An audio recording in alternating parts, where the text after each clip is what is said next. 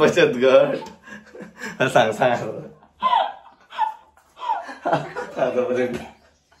मी सांगते यार. सांग ना. तुम्हाला समजून नाही राहिलं माझं भाषण. बरोबर मग कसं? बरं सांगू. आता ते 2,500 रुपये देतात मला. देतात सपोज. पण त्यानं जे 18 महिन्यापासून 1,800 रुपये जमा केलेले आहे ते आपल्याला तिथं भरा लागते. कारण की त्याचा जो आता हा महिना आहे की नाही हा 100 रुपये द्यायला नेऊन द्यायला लागते. ते पण मला द्यायला लागते त्यांना 100 रुपये. आपण देऊ ना. मग यानं 3,000 रुपये घेतले. हो बरोबर. हो. तू किती घेतले 3,000तले? मी काहीच घेतले. मला देऊ राहिले ती 2,500 रुपये. कोण देऊ राहिला? मनशाताई. कधी? काऊन का येईना 3,000 रुपये घेतले 500 रुपये भरले पण. हा ना. तुला कोण देईन पैसे 2,500 रुपये? कधी? उद्या आज 1 वाजे. तू बदलू राहिली आता. सांगा ना सांगा. हा सांगा मग. ते तुला कसे काय देतील? कसे काय देतील म्हणजे त्या बाईनं घेतले त्या बाईच्या जागेवर मी चालली ना. सीधा हे आहे ना त्या बाईच्या जागेवर मी चालली. बाबाचा फोन आहे. 1 मिनिट. हा बाबा. हॅलो. हा बस बाबा निघतो 5 मिनिटात बाबा. डबा बांधू राहिला. हा मग त्या बाईच्या जागेवर सीधी मी चालली. सीधा हिशोब. हा ना. तर त्या बाई पण तुम्ही तर माणूस असून तुम्हाला समजत नाही. त्या मनशाताईने मला समजून सांगितलं बरोबर. मी जास्त वेळही नाही घातला तिचा 1,800 रुपये तुझे बँकेत जमा माझे. नाही माझी जमा असं समजा. ठीक आहे. मला भरा लागते. तिचे पैसे तिला परत भेटलं तिच्या जागेवर डायरेक्ट मी बसू राहिली ना तर मला 1,800 रुपये. तिने ऑलरेडी 3,000 रुपये घेतलेले आहेत ना.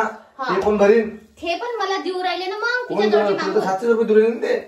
नाही मग त्यांचं म्हणणं काय होतं की कडे शीतल तू त्याजवळचे पैसे बँकेत नको भरू 18 महिन्याचे 1,800 रुपये. तिचे जे पैसे आहे की नाही ते बँकेतले ते तसेच राहू देऊ आपण. तिले म्हणतो की गड्या 2,500 तू 1,800 रुपये काटून घे आणि 700 रुपये मला परत देऊन दे. तुला मग 700 रुपये आले ना? 700 रुपये आले. हो. आणि मग माझे हे 1,800 रुपये माझे नाही उरले का? मग काही इथं का तुम्ही कुठून दिले? आपण 1,800 रुपये तर आपण कमी घेऊ ना. कमी आपण स्वतः जवळचे भरवलं ना. जवळचे नाही. अरे 15,000 आपल्याला भेटू राहिले. आपण किती हजार भरवलं सध्या? हो लक्ष ठेवा 15,000. आपण सध्या पैसे किती भरवला आज मला सांग. आता बरं आपल्याला भरायचे 1,800 रुपये. आपण कोण भरू मग 1,800 रुपये? 1,800 रुपये आपणच भरा. त्याचं व्याजही आपणच भरा.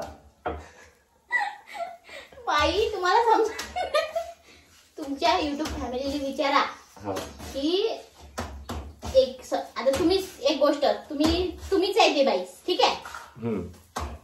तुम्ही 18 महिने भरले तुम्ही पैसे. बरोबर. आता तुम्ही त्या बँकेतून निघून आले आणि तुम्ही 3,000 रुपये पण घेतलेले त्या बँकेत. बरोबर. तुमच्या जागेवर मी मला बसायचं आहे. तुम्ही त्या बँकेतून निघून आले तर तुम्हाला तुम्हाला तुमचे 1,800 रुपये परत करायचे आहे. बरोबर. ठीक आहे. आणि ते जे 3,000 रुपये आहे 3,000 रुपयातले 500 रुपये तुम्ही पहिलेच भरलेले आहेत. बरोबर. आता तुमच्या इकडे किती राहिले मग 2,500 रुपये राहिले ना. पण तुम्ही त्या बँकेतून निघून राहिले तर तुम्हाला त्या बँकेचे 2,500 रुपये तुम्हाला परत करावं लागेल ना. आणि 1,800 रुपये तुम्हाला बँकेचे पैसे आपण 2,500 घेतलेच नाही आपण परत कोण करू? मी तुमची गोष्ट सांगत आहे. माझं अजून चालू नाही झालेलं आहे. बोल काय समजलं सांगा. बँकेले तू 1,800 रुपये भरू राहिली. तुझे पैसे बँकेत जमा. माझं नका सांगू. पहिले तू जे बाई आता सध्या त्या बँकेत आहे तिचं सांगा पहिले. तिनं 18 महिने होती ते त्या याच्यात तिचे 1,800 रुपये जमा. तिचे 1,800 रुपये जमा झाले. बरोबर. तिला 1,800 रुपये दे ना. त्यातून निघून जाईल. तिनं जे बँकेचे पैसे घेतलेले होते 2,500 तिला तर म्हणजे त्याला परत करावं लागेल ना. तू देऊ राहिला 1,800 रुपये दिले. ते माझं नंतर ठेवा. ठीक आहे. तुमचा विषय इथं संपला. तिचे 2,500 रुपये म्हणजे त्याच्यावर जमा झाले. ठीक आहे. तिनं जे 1,800 रुपये ते तिचं झालं. पण यांनी जे एक बाई दाखवायची आहे जे 10वी बाई दाखवायची आहे त्यांनी बँकेत तर तिचा आतापासूनचा व्यवहार नाही दाखवायचा आहे. त्यांनी दाखवायचं की बाई आमच्यासोबत पहिलेपासून आहे. मग जे यांचे 18 महिने झाले तर मला 1,800 रुपये मी पहिलेपासून असं दाखवायचं आहे. तर मग मला 1,800 रुपये भरायला लागेल का त्या बँकेत? बरोबर. भरायला लागेल. मनीषा त्याच्यावर जे 2,500 रुपये परत आलेले आहेत ते माझे होऊन जाते. ठीक आहे. कुठे मनीषा ऐका तसे कुठं हाय नाही. समजलं की नाही समजलं? कुठे बहिणीजवळ पैसे सांग ना. ठीक आहे. कुठं हाय नाही पहिले समजलं की नाही समजलं? म्हणजे 2,500 रुपये पहिले दाखवायला लागते. ठीक आहे. मी माझ्या जवळचे तुम्हाला 2,500 रुपये दाखवून देतो. एक गोष्ट. ठीक आहे. मग ते 2,500 आपल्या जवळ झाले पण 1,800 रुपये आपल्याला बँकेत नेऊन द्यायला लागते. हेही तुमचं कबूल झालं. बरोबर. आणि 100 रुपये महिना पण भरायला लागते आणि 1000 रुपये महिना हा वेगळा राहील, 15,000चा हा वेगळा. पण हे जे बचत आहे हे 100 रुपये महिना आपल्याला बँकेत दर महिन्याला भरायला लागते. बरोबर. ठीक आहे. ते आपली जी बचत आहे हे जमा होऊन राहिलं आणि जे 1000 रुपये आहे ते आपण 15,000ची परतफेड करून राहिलो. बरोबर. समजलं? आता मला सांग, आणि हे जे 2,500 रुपये आहे तर ते 2,500 रुपये त्याने पहिले 3,000 रुपये घेतले होते, 500 रुपये देऊन दिले बँकेला. 500 सगळ्या बायांना एकीच्या चौकीने. मग ते ताई म्हणे 500 रुपये देत जो. मग 2,500 किती महिने भरायला लागणार? 5 महिने. 5 महिने ते भेटले. मग काऊन किती तीन पैसे आपल्याला देऊ राहिले 2,500 रुपये तिला रुपये. हा कधी भेटतात? पण तिनं असा कधी भेटतात 2,500 रुपये ते सांग आता. ते उद्या मागू शकते, परवा मागू शकते बाईने. उद्या 15,000 रुपये ते बचत गटाचे, 2,500 रुपये हे जे तू भरशील. मग ऐका ना, मग त्यांचा काही सोपा व्यवहार झाला.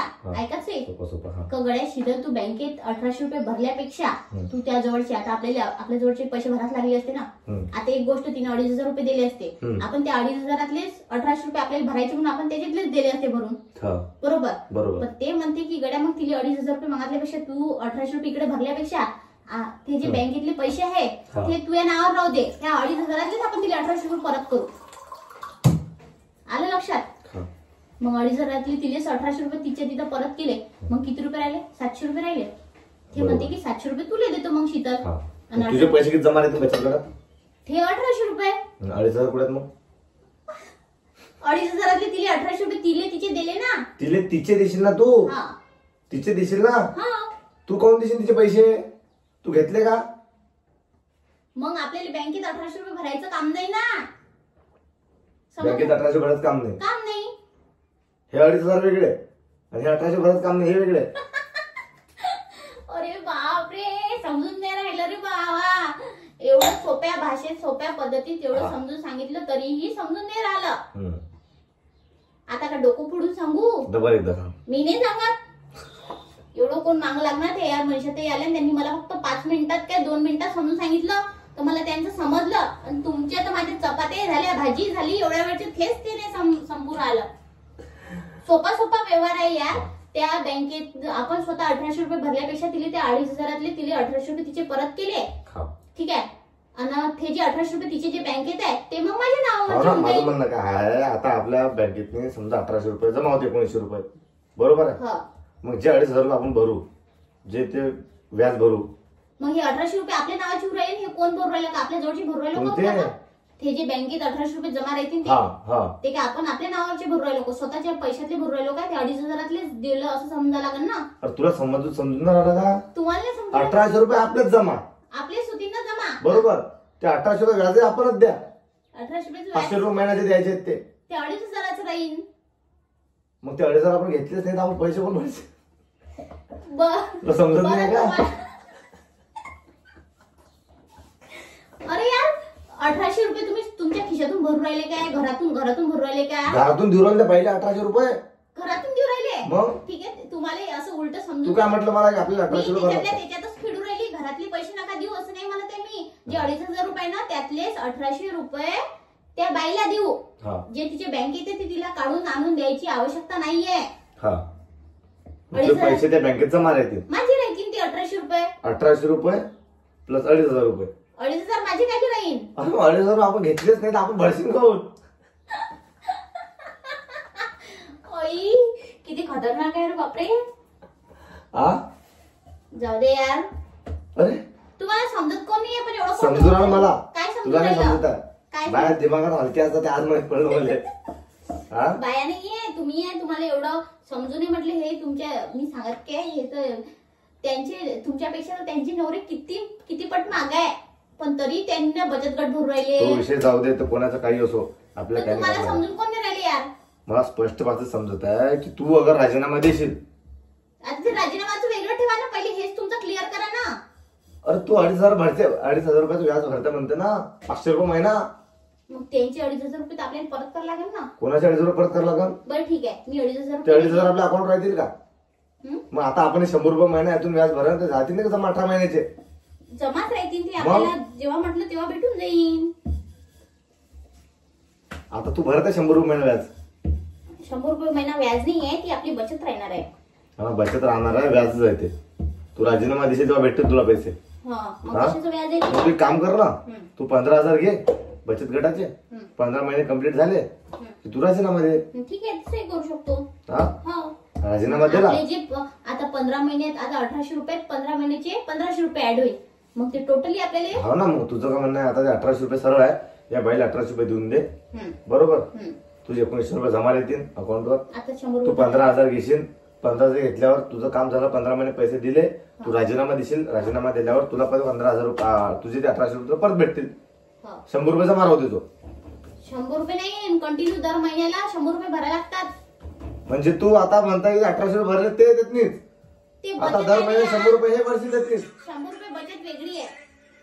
काय ताईचा फोन आला? कोणा ताईचा? म्हणजे ताईचा. मला नको सांगू बा, मला नाही पटलं ते. तू पाहता चला बाय बाय.